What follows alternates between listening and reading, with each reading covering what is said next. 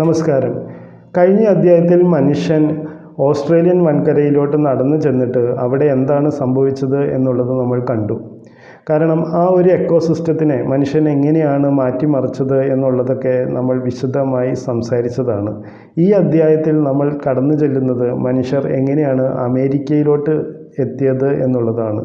മനുഷ്യൻ ആദ്യമായി അമേരിക്കയിലോട്ട് ചെല്ലുന്നത് 16,000 വർഷങ്ങൾക്ക് മുമ്പാണ്. അവർ വെറുതെ അങ്ങ് നടന്ന് ചെല്ലുകയായിരുന്നില്ല. അതിനു വേണ്ടിയിട്ട് അവർ ഒരുപാട് തയ്യാറെടുപ്പുകൾ നടത്തി.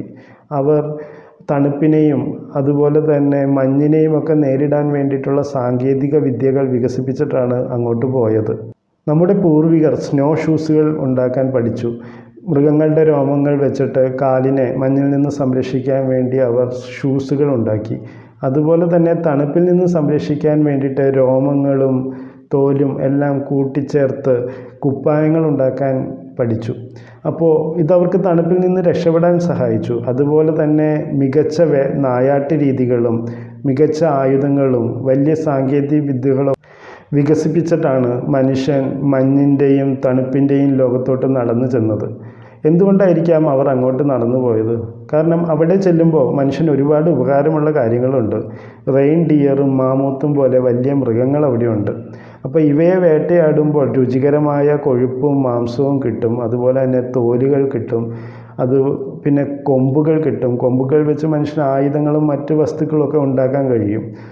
പിന്നീട് ഈ പറഞ്ഞ സ്ഥലങ്ങളിൽ തണുപ്പുള്ളത് കൊണ്ട് അവിടെ മാംസവും മറ്റ് കാര്യങ്ങളും ഒരുപാട് നാൾ കേടുകൂടാതെ സൂക്ഷിക്കാനും കഴിയും.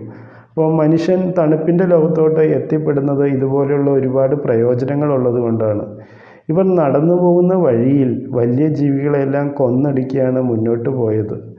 കരടിയുടെ വലിപ്പമുള്ള എലികളെയും ഭീമന്മാരായ സിംഹങ്ങളെയും റെയിൻഡിയറുകളെയും മറ്റു മൃഗങ്ങളെയും എല്ലാം കൊന്നടിക്കുകയാണ് മനുഷ്യൻ മുന്നോട്ട് നടന്നു നീങ്ങിയത്. മനുഷ്യൻ സുഭിക്ഷമായാണ് ആ കാലഘട്ടങ്ങളിൽ അന്ന് അവിടെ കഴിഞ്ഞത് എന്നാണ് ഗവേഷകർക്ക് കിട്ടിയ തെളിവുകൾ വെച്ച് മനസ്സിലാക്കാൻ കഴിഞ്ഞത്. ഗവേഷകർ കണ്ടെത്തിയ ഫോസിലുകളും മറ്റു മൃഗങ്ങളുടെ അവശിഷ്ടങ്ങളും എല്ലാം പരിശോധിച്ചപ്പോൾ ഒരു കാര്യം മനസ്സിലായി. അതായത് ഏറ്റവും അടുത്തുള്ള ഏറ്റവും പുതിയതായ ഫോസിലുകൾ അവിടെ മനുഷ്യൻ ചെന്നെത്തുന്ന കാലഘട്ടത്തിലുള്ളതാണ് എന്നുള്ളതാണ്. അതായത് മനുഷ്യൻ എന്നാണോ അവിടെ ചെന്നെത്തിയത് ആ സമയത്ത് ഈ വലിയ ജീവികളുടെ എല്ലാം നാശം സംഭവിച്ചു എന്നുള്ളൊരു സത്യമാണ് നമുക്ക് മനസ്സിലാക്കാൻ സാധിക്കുന്നത്. മനുഷ്യർ ഓസ്ട്രേലിയയിലോ അമേരിക്കയിലോ എത്തിപ്പെട്ടില്ലായിരുന്നെങ്കിൽ എന്ത് സംഭവിക്കുമായിരുന്നു? നമുക്ക് ഓസ്ട്രേലിയയിലാണെങ്കിൽ സഞ്ചിയിൽ കുട്ടികളെ വളർത്തുന്ന സിംഹങ്ങളെ കാണാമായിരുന്നു. ഭീമന്മാരായ കങ്കാരുക്കളെ കാണാമായിരുന്നു. അതുപോലെ തന്നെ മഞ്ഞുള്ള പ്രദേശങ്ങളിൽ മാമൂത്തുകളെ കാണാമായിരുന്നു.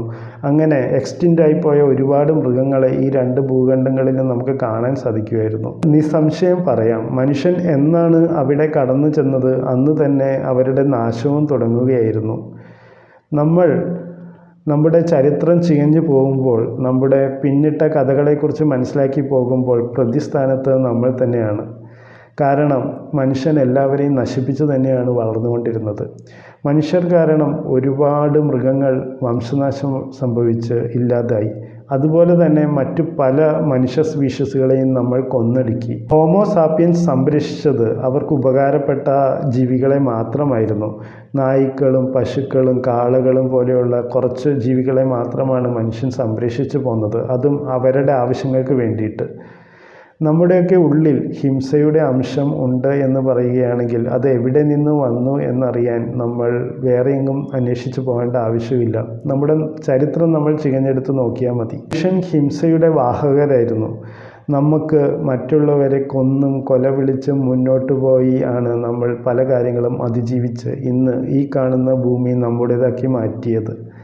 തൻ്റെ ആവശ്യത്തിന് വേണ്ടി വനങ്ങളും അതുപോലെ തന്നെ സവാനകളും എല്ലാം തീയിട്ട് നശിപ്പിച്ച് അവരുടെ രീതിക്ക് വേണ്ടി മാറ്റിയെടുക്കപ്പെട്ടു. അങ്ങനെ ഒരു ലോകമാണ് നമ്മൾ ഇന്ന് കാണുന്നത്.